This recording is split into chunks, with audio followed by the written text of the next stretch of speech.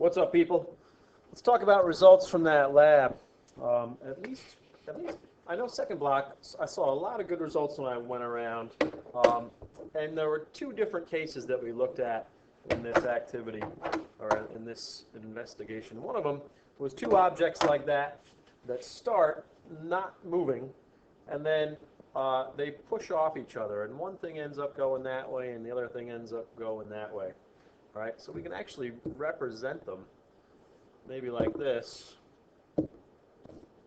right? Initially, I'll call this before, and I'll call this after. All right, and what we had was this one moving this way, and this one moving this way. All right, and what you should notice, if you look at your data, and you should have your lab out if you don't already have it out. Yeah, get your lab out. So this speed here, if I call this object 1 and object 2, and I call this V1 final, and I call this V2 final, I'll say this, with equal masses,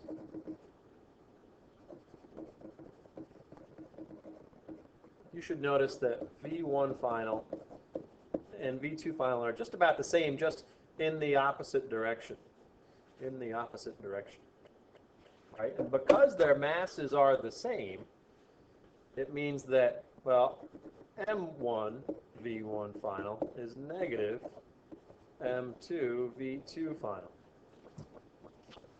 All right? Or this says that their final momenta, or momentums, plural, are equal and opposite. So this says each end up with same final momentum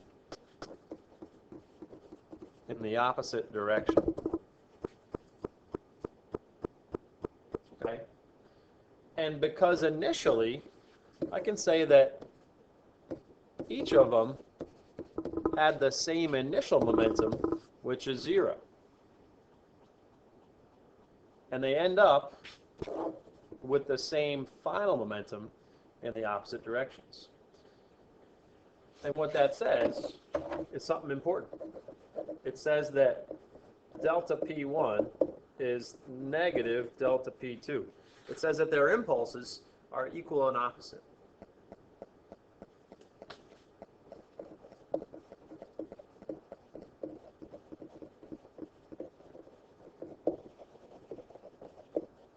Whoops, impulse.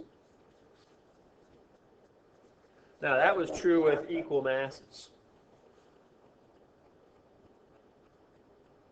Okay, but what about a case that looks like this, where we have maybe a bigger mass here, 1, and a smaller mass here, 2, and that's our before case. Well, our after case, after they've pushed off each other,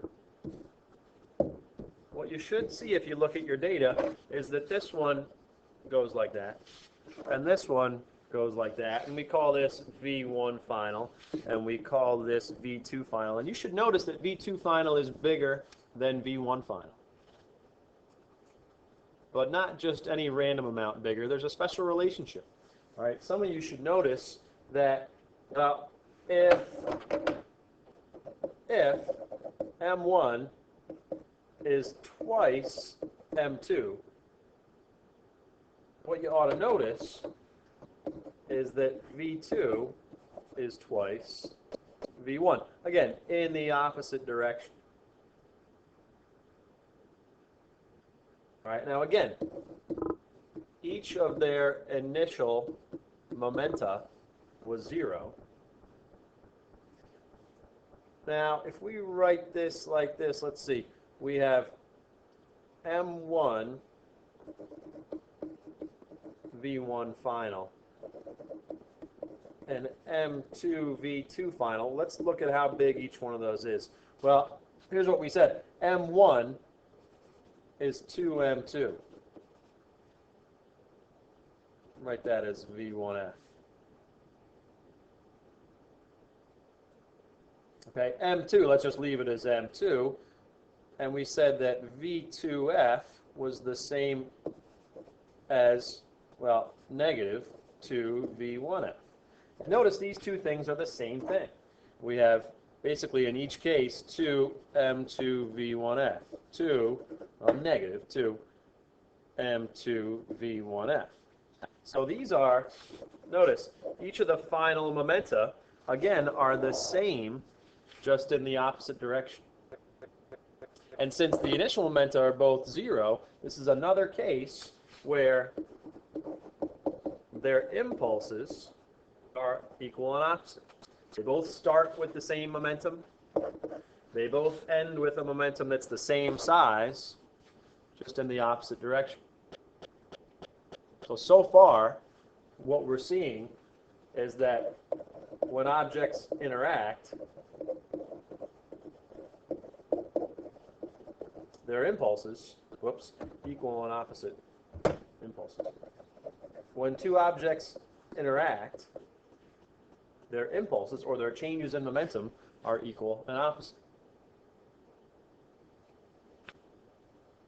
Okay? Now it happens here too. When we have the things that look like this, let's say we have, here's object 1, here's object 2, and this one's moving like this, V1 initial. Well, that's our initial case, or that's our before.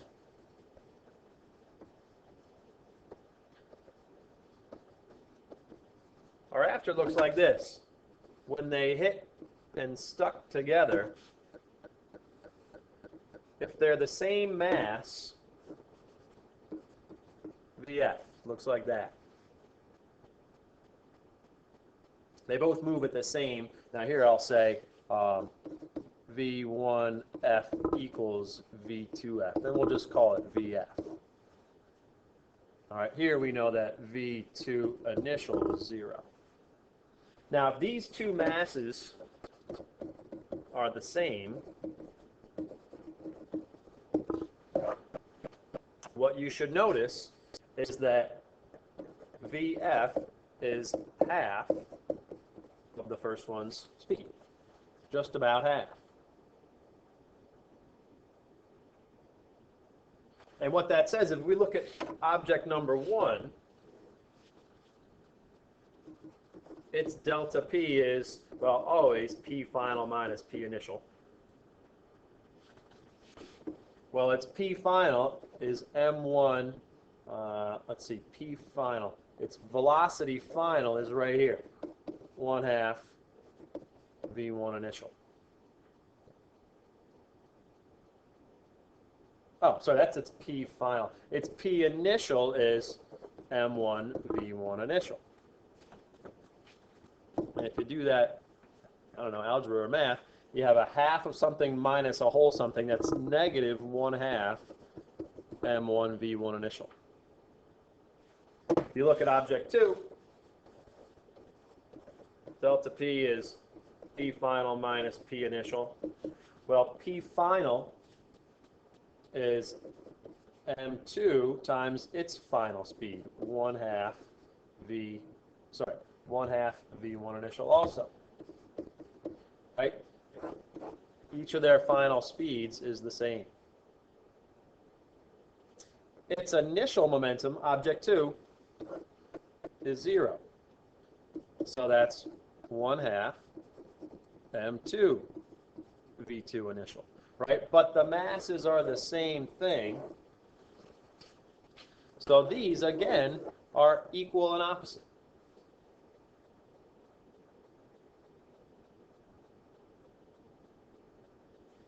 So once again,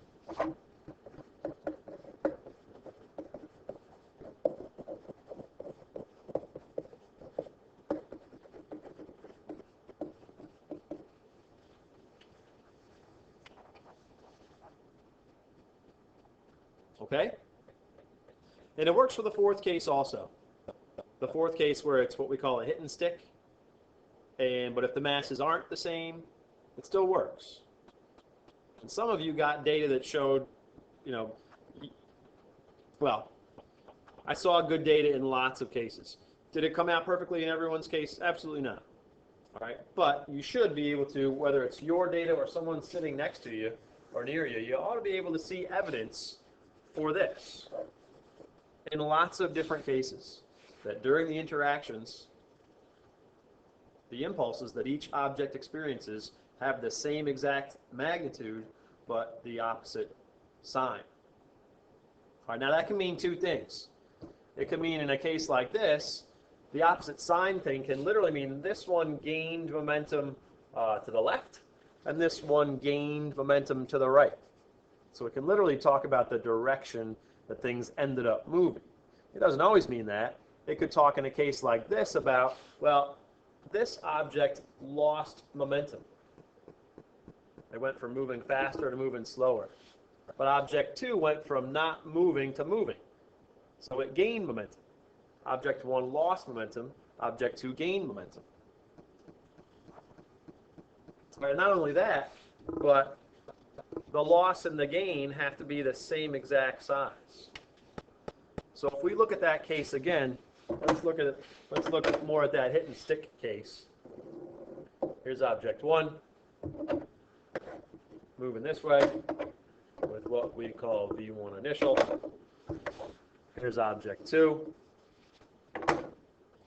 Afterwards, there's 1, there's 2. They're moving like this with some common final velocity, right? So here's the big deal. One, if each object experiences equal and opposite impulse,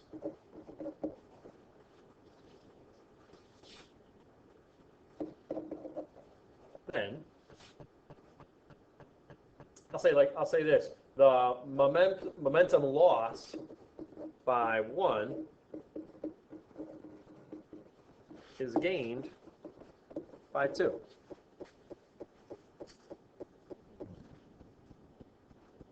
The momentum lost by 1 is, well, object 1's impulse.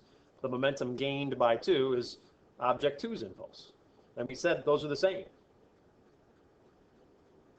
And the opposite part means 1 lost and 1 gained. All right, now, I'm using this one case as a generalization for any case. Anytime that two objects interact, whether it's they push off each other and come apart, they hit and stick together, they could even come towards each other and bounce off each other. This is always true. All right. So, man, what are you doing talking to yourself? Get out of here. Thanks. Sure. So anytime at all, if you haven't written anything down yet, start writing now. Anytime objects interact, and that means really push on each other.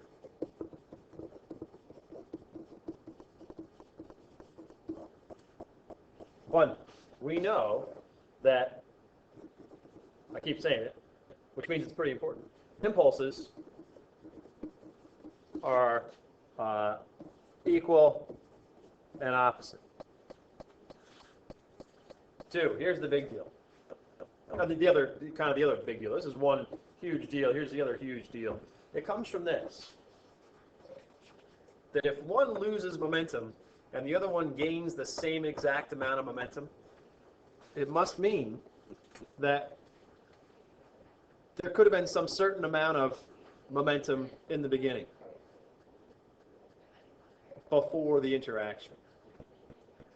So say there's, I don't know, 10 units of momentum before the interaction, right? Like this one has, let's say, 10 kilogram meters per second of momentum before they interact. Well, let's say now that we're assuming here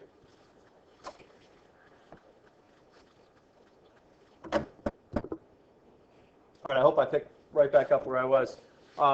Let's say that object 1 had this much momentum, 10 kilogram meters per second. And then it hits object 2. Well, it started with 0 kilogram meters per second of momentum. And let's say that since it slows down, and forget about the idea that maybe these are equal masses. Let's say they're not equal masses. And let's say object 1 slows down,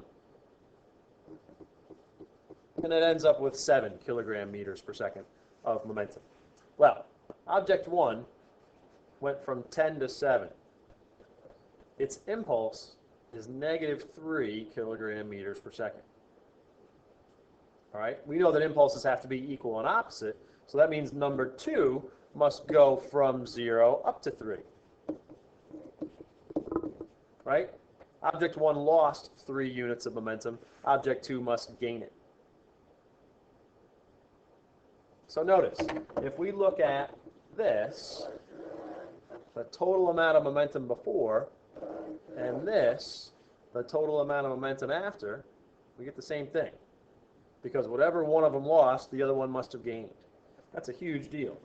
All right, that's the other half of the huge deal for any time objects interact. 1 is that impulses are equal and opposite. 2 is saying the same exact thing just in some different words.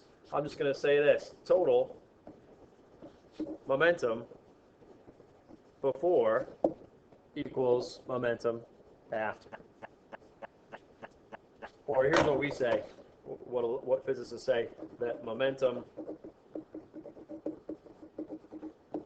is conserved. Momentum is what we call a conserved quantity. All right, and this says, really, as long as we forget about or neglect the effects of things like air resistance and friction, we do that a lot. All right, and that's why I had you measure momentums and speeds just before interactions and just afterwards, so we could really try to cut down on the effect of friction and stuff like that. All right, as long as we neglect that stuff, momentum is conserved, which means it can't just appear out of nowhere or disappear, but can transfer between objects. We can transfer momentum from one object to another. Okay? Big deal. Now we're going to write that in an equation. Okay? We're going to say total P before equals total P after. And if we talk about a two-object interaction, maybe don't write for a minute, all right? I'll tell you when to start writing again. So if there's two objects, there's P1, initial, and P2, initial. That's the total before. The total after, well, 1 has some final momentum, and 2 has some final momentum.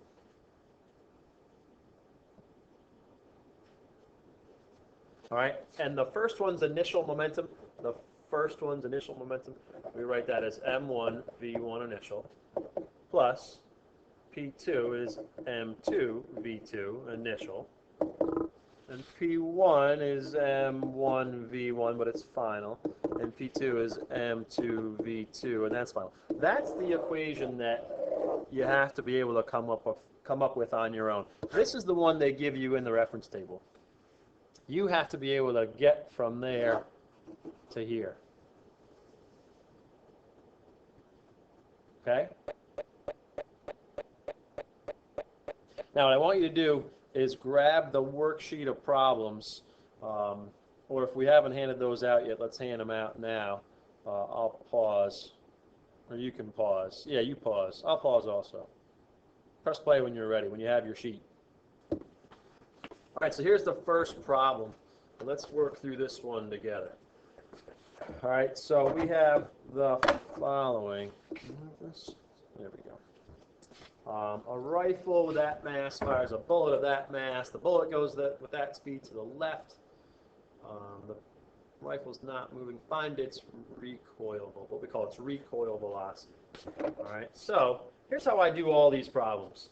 I do like a before and an after. I do a little drawing. All right, before, here's what we have: bullet and gun. I don't bother trying to draw, an actual bullet, or I mean an actual gun. All right, and they're just sitting there. All right, the rifle's not moving prior to firing the bullet. Neither is the bullet. They're just sitting there, and then I say, well, afterwards, the bullet goes this way. It says it goes to the left. Call that number 1, and the rifle goes that way. Call that number 2. All right, and then what we say is, well, you go through that whole big equation. If momentum is conserved,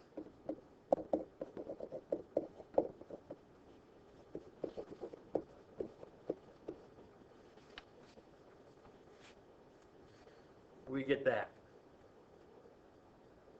And then what we look at is, well, do we know anything? Can we simplify this at all? And here's one thing we know.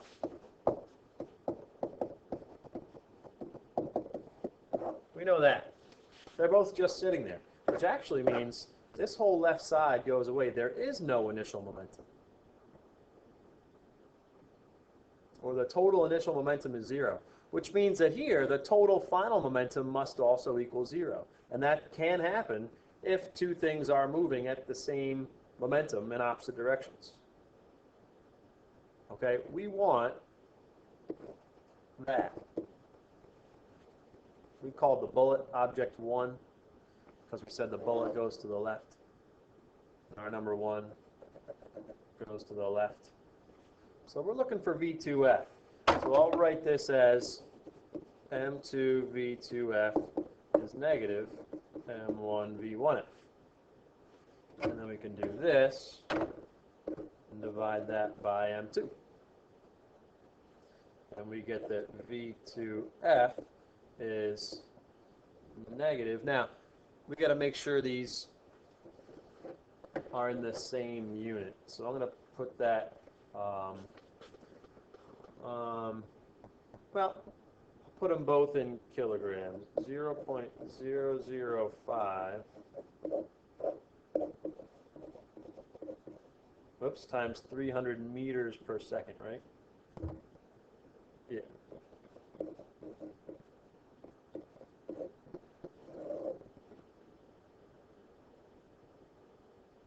And this is 4 kilograms.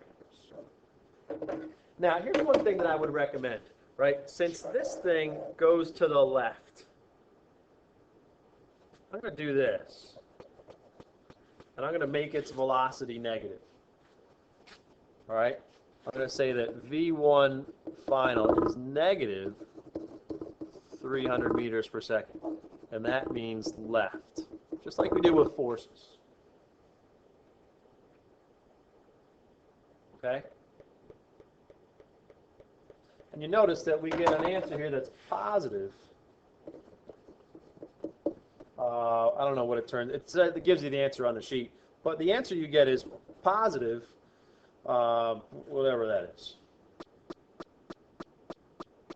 It's like 3.75 or something, or 0.375 or one of those meters per second. Now, the positive really means, because if negative is to the left, then what I would really like is it point, whatever, hang on, calculator.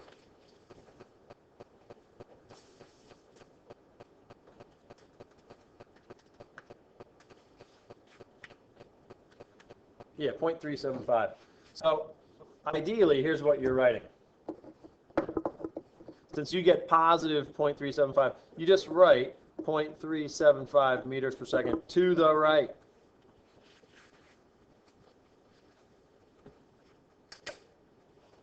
I'd rather not see a sign in your answer. I'd rather see you telling me which direction. Okay?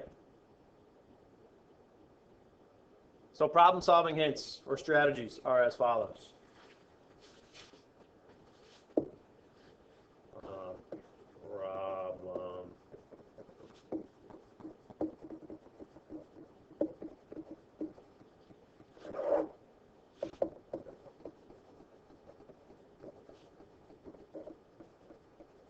Draw a diagram. True. Two. I would really say list your givens.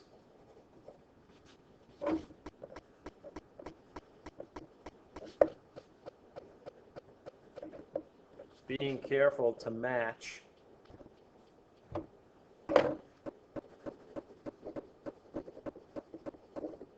sign, plus or minus, with direction, right or left. 3, use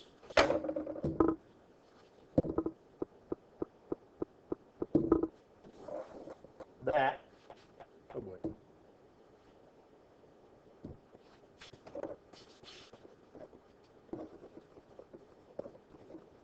4, cancel any terms where velocity is 0. And resolve.